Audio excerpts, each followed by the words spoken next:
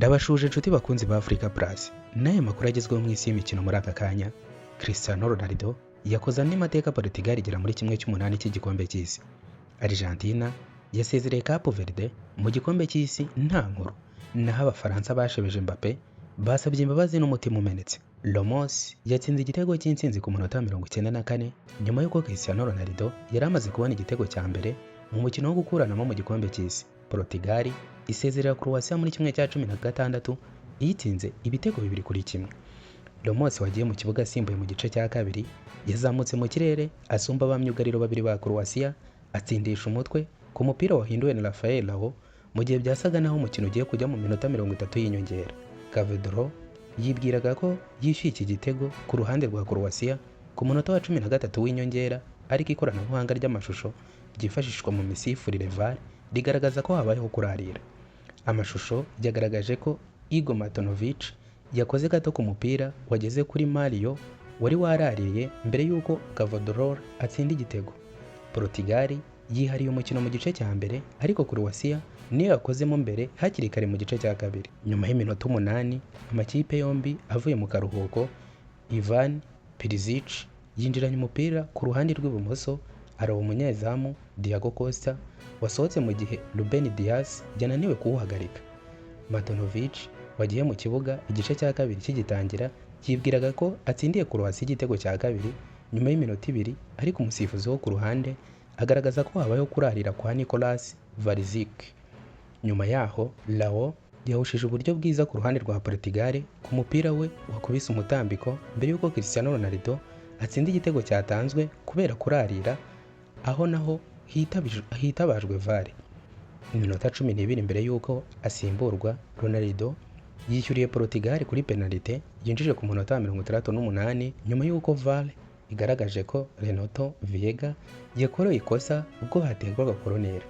Cristiano Ronaldo ufite imyaka 41 n'iminsi 147 yabaye umukinnyi ukuze utsinze igitego mu mukino wo gukuranamo igikombe cy'isi. Croatia yahise yongera kwatsa umuriro nyuma y'akaruhuko ko kunywa amazi.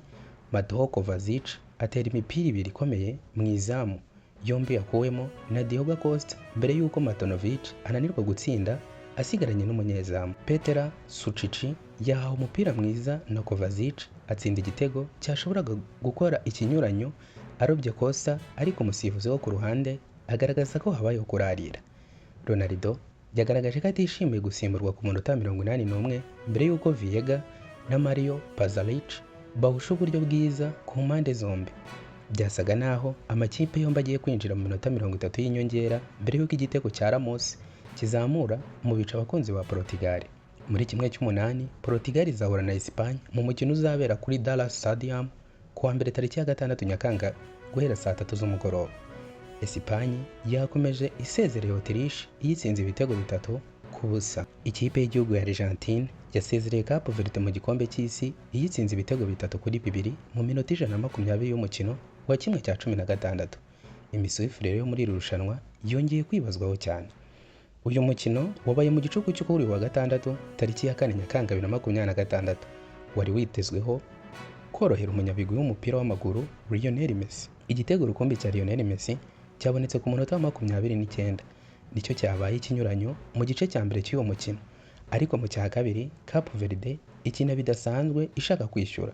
Ku munota 59 Delay Duarte ayibonera igitego.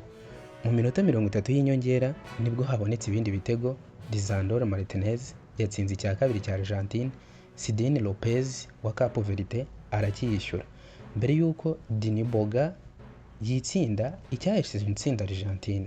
Myugariro wa Argentina Nicolas yagize ikibazo mu mukino hagati ajya kuvurirwa hanze. Cape Verde ibona kufura, abasifuzi bategereza ko isubira mu kibuga, nyamara bitemewe ahubwo umukino ugomba gusubukurwa. Ku munota wa 5 w'inyongera kuri 90 y'umukino Argentina yabonye kufura, ariko Lionel Messi yiba umugongo Cape Verde ayitera Vozeni agipanga urukuta, yewe n'umusifuzi ataratanga uburenganzira, ariko ku bw'amahirwe uyu munyezamu wa Cape Verde awukuramo. Ni umukino utavuzweho rumwe ku misifurire, dore ko ku munota wa 7 w'inyongera kuri 90 y'umukino Cape Verde yashoboraga kubona kufura nziza hafi y'izamu ivuye ku ikosa rya Lewandowski yakoreye Hiriyo Valera ariko umusifuzi akabyirengagiza.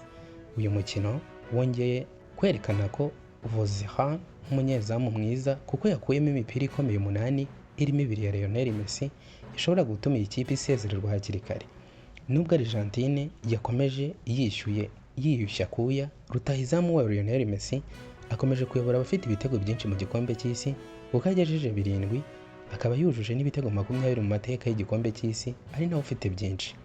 Muri kimwe cy'umunani Argentine izahura na Misiri yasezereye Australia kuri penalite y'ibitego 4-2 nyuma yaho amakipe yombi anganyije ibitego 1-1.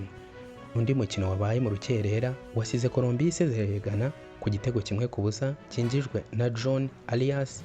Ikomeza muri kimwe cy'umunani izahura n'Ubusuwisi. Naho Abafaransa bagize uruhare mu gusebya rutahizamu w'ikipe y'igihugu y'Ubufaransa Kylian Mbappé, batangiye kumusaba imbabazi bamwinginga nyuma y'uko ari kubafasha kwitwara neza mu gikombe cy'isi cya 2026.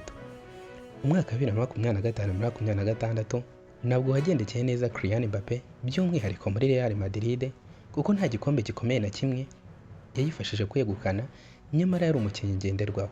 Ibi byatumye abafana benshi b'iyi kipe basaba ko yayisohokamo, bihurirana n'uko Abafaransa batishimiye ko ava muri Paris Saint-Germain, urwango yagiriwe rwikuba inshuro nyinshi. Kugeza muri Gicurasi 2026 abatanze imikono yabo kugira ngo Kylian Mbappé asohoke muri iyi kipe yo muri Espagne bari bamaze kurenga 70 miliyoni. Akigera mu gikombe cy'isi yagaragaje ishusho idasanzwe, aho yerekana ko ari rutahizamu ukwiye kwitonderwa.